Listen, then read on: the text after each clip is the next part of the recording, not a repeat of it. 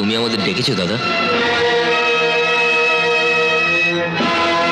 এই দুটো গ্লাসে বিষ মেশানো আছে।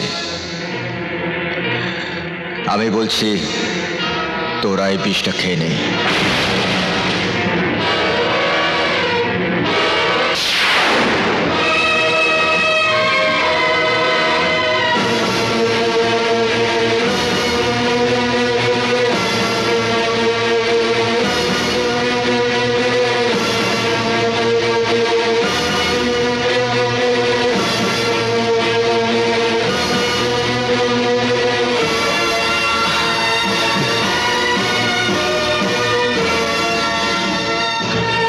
দেখেছিস, এই হচ্ছে ভাই, যে দাদার কথায় নিজের জীবন দিতেও দ্বিধা করে না।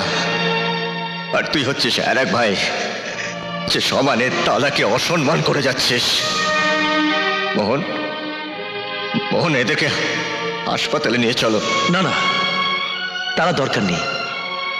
তুই আমাকে বিষ মেশানোর দায়িত্ব দিয়েছিলিস না? আমি জলের সঙ্গে বিষের পরিবর্তে না একটু মধু মিশিয়ে দিয়েছিলাম।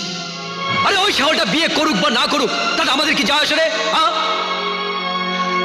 এরকম রাম লক্ষণ ছুটির মতন ভাই আমার চোখের সামনে মারা যাবে আমার হাতের বিষ মেশানো জল খেয়ে, আমি মেনে নিতে পারি না, পারি না। তুই আমাকে ক্ষমা কর রাজা, আমি তোর কথা রাখতে পারিনি রে, রাখতে পারিনি। আমাকে ক্ষমা করে দাও রাজাদা,